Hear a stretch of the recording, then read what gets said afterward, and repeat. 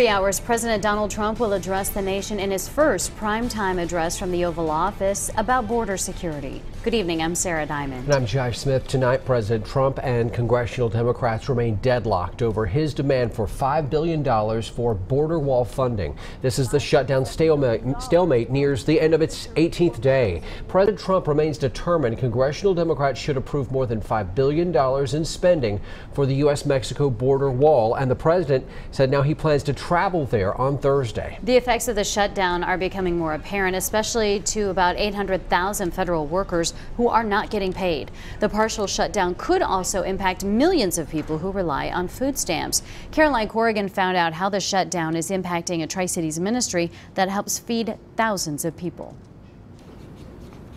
Well, Josh, Sarah, Second Harvest Food Bank of Northeast Tennessee said the government shutdown will impact thousands of people in our region who rely on SNAP benefits each month, and that will directly impact dozens of charities, including a ministry in Kingsport.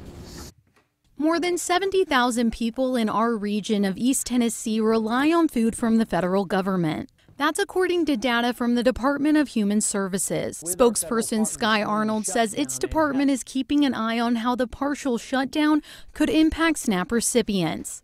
We are continuing to work with our federal partners during the shutdown and have sufficient funding for SNAP benefits through the month of January. No determination has been made beyond then. And that's what officials with Second Harvest Food Bank worry about.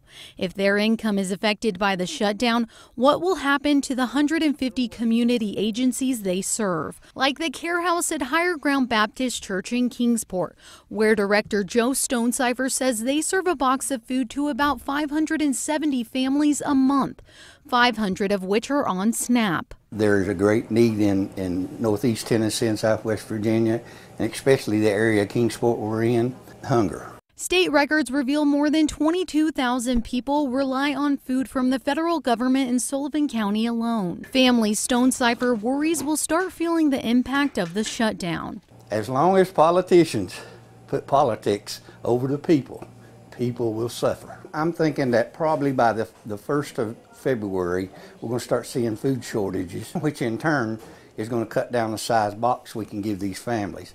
Where they're getting 4 to 5 days food now, they may only get 1 to 2. And if that happens, we will purchase food if the USDA is not available. As for federal employees impacted by the partial shutdown, I reached out to TSA spokesperson at Tri-Cities Airport for a comment, but have yet to hear back. TSA employees I reached out today told me they were not allowed to comment. Caroline, thanks again.